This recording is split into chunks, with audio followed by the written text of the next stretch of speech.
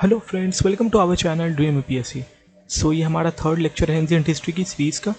इससे पहले हम लोगों ने 2 लेक्चर्स बनाए थे, वो ऑलरेडी हमारे चैनल पे अपलोडेड हैं। तो अगर आप लोगों ने उन लेक्चर्स को नहीं देखा है तो पहले जाके आप इन लेक्चर्स को देख लें, उसके बाद आप ये वाली वीडियो देख सकते हैं।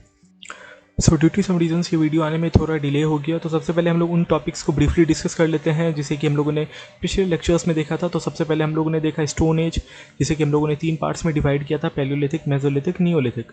पैलियोलिथिक को भी फर्दर हम लोगों ने 3 पार्ट्स में डिवाइड किया था, अपर Palaeolithic, middle Palaeolithic and lower Palaeolithic.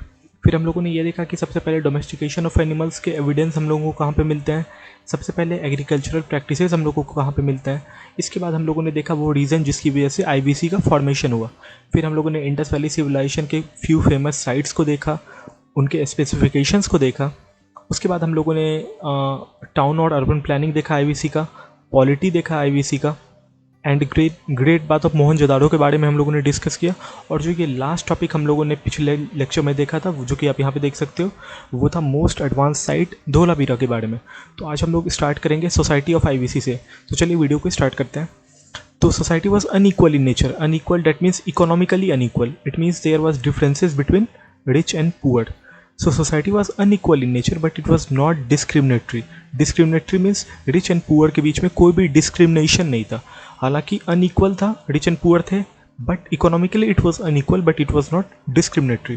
It seems that there was mobility in the society, and mobility क्या होता है कि freely movement from lower section to upper section of the society या one section to other section. It means जो poor people थे वो freely move कर सकते थे richer section of the society में, और जो rich people थे वो लोग freely move करते थे lower section of the society में. So there was mobility in the society and it was not discriminatory, though it was unequal. So हम लोग एडमिनिस्ट्रेटिव सिस्टम ऑफ आईवीसी देखते हैं। तो इसे हम लोगों ने 3 पार्ट्स में डिवाइड किया है, आर्कियल, लीनियल एंड लोकल। सो सबको हम लोग इंडिविजुअली डिस्कस करेंगे। तो चलिए देखते हैं। सबसे पहले आर्कियल को हम लोगों ने 2 पार्ट्स में बांटा है, patriarchal and matriarchal. So patriarchal वैसे सोसाइटी को कहते हैं which is controlled by men, and matriarchal ऐसी सोसाइटी को which is controlled by women.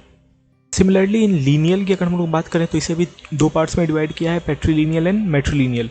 तो पैट्रीलिनियल में क्या होता है, जो प्रॉपर्टी होती है फादर की, वो फादर के बाद इनहेरिट होकर उनके सन के पास चली जाती है। सो दैट इज़ पैट्रीलिनियल, जो कि हम लोग कॉमनली देखते हैं। But in case of matrilineal, जिसका कि एक एग्जाम्पल है नारी society, in this case the property goes to the daughter. So that is matrilineal. Moving forward तो हम लोग लोकल देखते हैं। तो यहाँ भी 2 पार्ट्स में हम लोगों ने डिवाइड किया है, patrilocal and मैट्री local.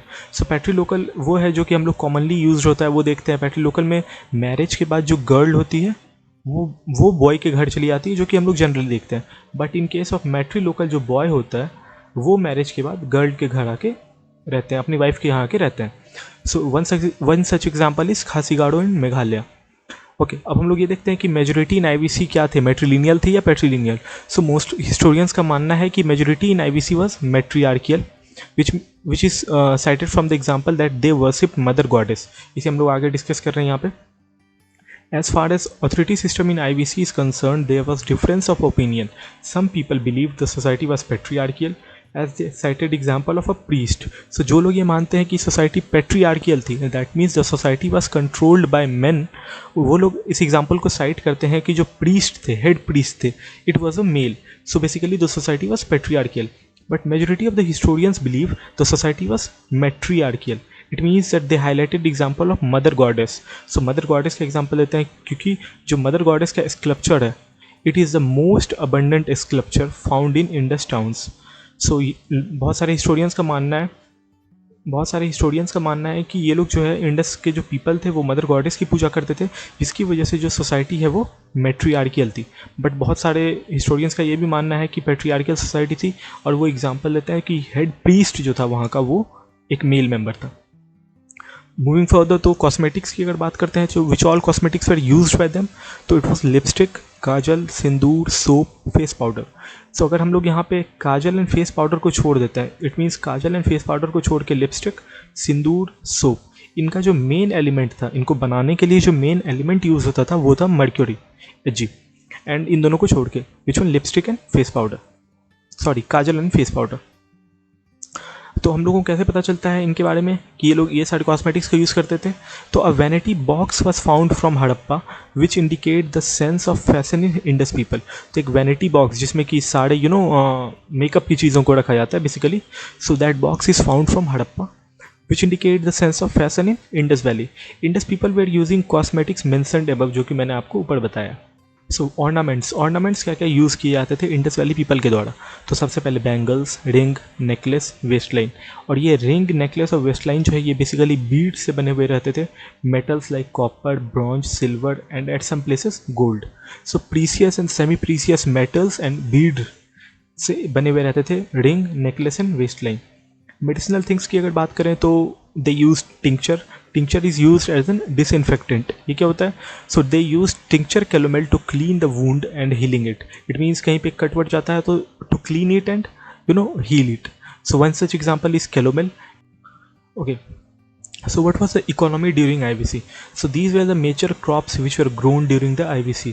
So these are the major crops. कौन कौन से हैं? wheat, barley, pea, mustard, rye, sesame and cotton. So these are basically the major crops which were grown during IVC. And there are some minor crops which are melon and rice.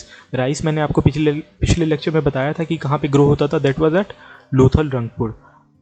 जैसे कि हमारा गुजरात का area है, so it was somewhere around here जहाँ पे rice cultivate होता था। Okay,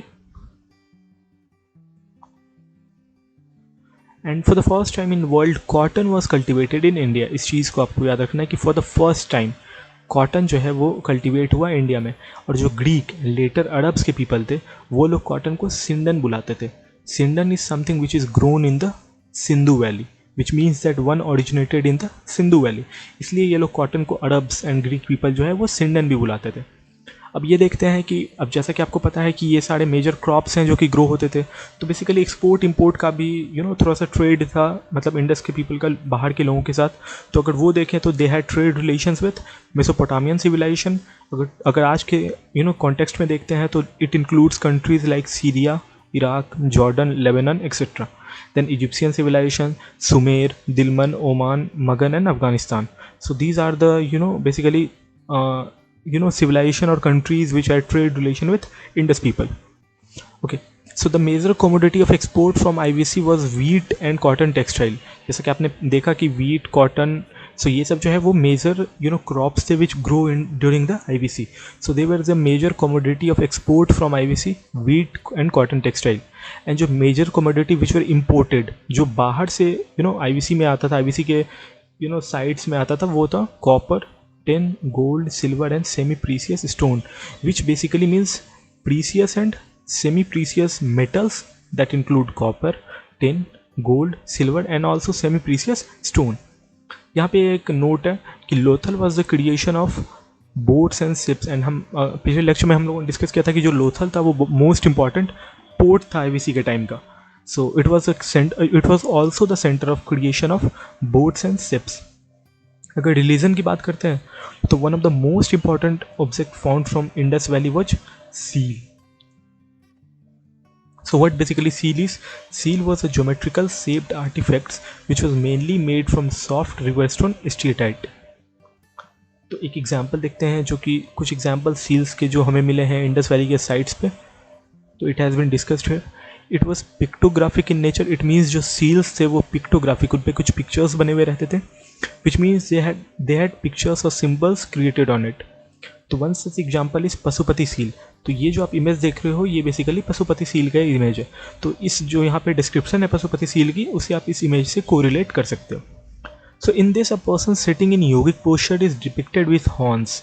तो ये आप देख सकते हो, ये जो पर्सन है वो sitting in yogic posture and depicted with horns.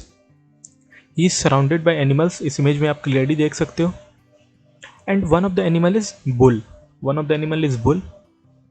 It suggests the worship of male deity and also this image is believed to be Proto-Shiva. And जो हमारा Proto-Shiva है वो क्या होता है? It is the first or earliest form of Shiva. So it is believed to be the first or earliest form of Shiva. And जो image है उसका description यहाँ पे दिया हुआ है तो वो आप देख सकते हो. It means that male deities were also worshipped at that time. Okay, another such example is it was seal in which a image of people live. जो यहाँ पे आप देख रहे हो इस टाइप का एक सील पाया गया है आईवीसी के साइड्स पे. So an image of people leaf was depicted. It is can be inferred from this image that nature worship was also practiced at that time. But यहाँ पे क्वेश्चन आता है कि इन्होंने पीपल लीफ को ही क्यों पूजना स्टार्ट किया. किसी और नेचर की वर्शिप कर सकते थे ये लोग, किसी और पेड़ की वर्शिप कर सकते थे, लीव्स की वर्शिप कर सकते थे, बट इन्होंने पीपल को ही क्यों चुना. So basically it means that they knew the reason about that peepal leaf is a C4 plant. जो C4 प्लांट होते हैं वो at the time of night also they release O2. Okay, so जो C4 प्लांट्स होते हैं वो night के time में भी ऑक्सीजन को रिलीज करते हैं, जिसकी वजह से जो ये रीज़न है ये इन लोगों को पता था, जिसकी वजह से ये लोग पीपल लीफ को वर्शिप करते थे. सो basically it was mostly advanced, जैसा कि आप देख सकते हो. Okay, moving on. Example 3, one such seal was depicted image of unicorn. Unicorn के बारे में आपको पता होगा, वन हॉर्न एनिमल होता है which conveys nature worship. Okay, moving on to shramanic practices, which means कि क्या वो लोग तांत्रिक वांत्रिक में विश्वास रखते थे. तो yes, they also followed shamanic practices which can be inferred from the use of shamanic object like amulet, unique pendant and other shamanic objects. From the image of mother goddess, जो कि हम लोगों ने पहले भी डिस्कस किया था, most abundant scripture IVC में जो मिला है हमें वो मिला है मदर गॉडेस का, जो कि ये शो करता है कि जो सोसाइटी थी वो मेट्रियार्कियल थी. So from the image of mother goddess it can be inferred that Indus Valley people strongly believed in female deities, and it also conveys an example of matriarchal society in IVC. Okay, mother goddess was believed to be the goddess of fertility, which is reflected from some of the images where she is depicted with a plant emerging from navel point. वो जो navel point होता है वहाँ से एक plant emerge होते हुए दिखाया गया है, which can be inferred that she was the goddess of fertility. So basically ये कुछ इंपॉर्टेंट पॉइंट्स थे जो कि हमें डिस्कस करने थे आईवीसी के बारे में. अब हम लोग ये देखते हैं कि आईवीसी का डिक्लाइन और डिसइंटीग्रेशन कैसे हो गया, क्योंकि हम लोगों ने देखा कि ये बहुत ही एडवांस साइट था. जब हम लोगों ने अर्बन एंड टाउन प्लानिंग को डिस्कस किया था वहाँ पे अभी हम लोगों ने देखा था कि बहुत ही अरेंज्ड इनका जो रेसिडेंस था वो भी बहुत अरेंज था. So it was the most advance site, but what led to the decline and disintegration of Indus valley civilisation. So initially पहले ये माना जाता था कि जो आर्यंस ने जब इन्वेड किया 1500 BC में आर्यंस इन्वेड करते हैं, तो जब आर्यंस ने इन्वेड किया it led to the decline of IVC. They cited example of battle of Harappa mentioned in Rigveda as battle of Harappa which culminated into the end of IVC. But in the light of evidence this theory has been repudiated. तो अब कौन सी नई theory आई है, तो अब ऐसा माना जाता है कि हैवी फ्लड एंड इनोडेशन की वजह से जो इंडस वैली की साइड्स हैं वो हैवी फ्लड आ गए, जिसकी वजह से लोग जो है वो जहाँ पे रहते थे वो छोड़ के इंडिया के या वर्ल्ड के डिफरेंट पार्ट्स में जाके रहना स्टार्ट कर दिए, which led to decline and disintegration of IVC. तो आईवीसी खत्म हो गया हमारा. तो इसके बाद अब हम लोग चालकोलिथिक कल्चर की तरफ आते हैं. नॉट सो इम्पॉर्टेंट बट कुछ पॉइंट्स है इसमें जो हमें डिस्कस करने हैं, तो चलिए उनको डिस्कस कर लेते हैं चालकोलिथिक कल्चर में. So it is derived from word खालको, एक लैटिन वर्ड है खालको, जिससे कि इसको डिराइव किया गया है, which means copper and lithic means stone. It means the age of copper and stone. So basically copper is the only transition metal which reacts with all the chalcogen. Chalcogen क्या होती है, तो वो एक oxygen family जो होता है उसे ही हम लोग चालकोजन कहते हैं. Group 16 of the periodic table, जैसे कि हम लोग ऑक्सीजन फैमिली भी कहते हैं, that is the चालकोजन. And copper is the only transition metal. Transition metal कौन से होते हैं, तो आपने अगर पीरियोडिक टेबल देखा होगा तो आपने ये देखा होगा कुछ इस टाइप का पीरियोडिक टेबल रहता है. ओके, सो ये जो हमारा बीच का एरिया है इसमें जो भी एलिमेंट्स आते हैं वो ट्रांजिशन मेटल होते हैं. So copper is only transition metal which reacts with all the chalcogen. Chalcogen means oxygen family, and so copper जो है उसको हम लोग चालको भी कहते हैं. It is derived from word chalco which means copper and lith means stone. Chalcolithic period is marked with the use of stone, copper and its derivative at the same point of time. Okay, the life of Chalcolithic people was dependent on agriculture, क्योंकि हमें पता है कि agriculture बहुत पहले ही start हो गया था. सो आपको कमेंट में बताना है, अगर आप लोगों ने पहले के लेक्चर्स देखे हैं तो आपको कमेंट में बताना है कि सबसे पहला एग्रीकल्चरल प्रैक्टिस कहाँ पे देखा गया था. Textile industry, fishing, hunting and stock raising. Okay, for the first time in the history of India, the dissection cells developed during बरीइंग the dead, it means पहले जो लोगों को दफनाया जाता था उसका कोई भी डायरेक्शन फिक्स नहीं था, किसी भी डायरेक्शन में लोगों को दफना दिया जाता था। But for the first time in the history of India that direction self develop while burying the dead.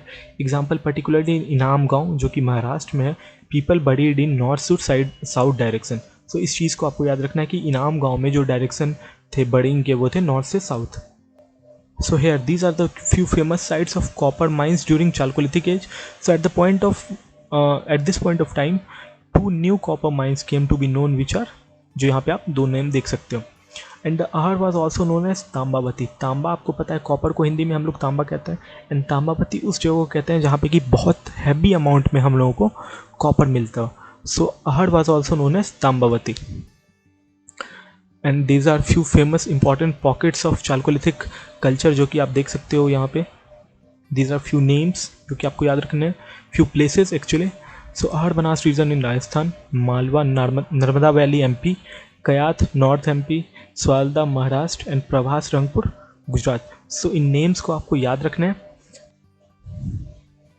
सो यहाँ पे हमारा चालकोलिथिक कल्चर खत्म होता है। इसके बाद हम लोग एडवेंट ऑफ आर्यंस को देखेंगे, जो कि मैंने बताया था आपको 1500 BC में एडवेंट ऑफ आर्यंस होता है। इनिशियली माना जाता था कि advent of Aryans led to the decline of IVC, but ऐसा नहीं है।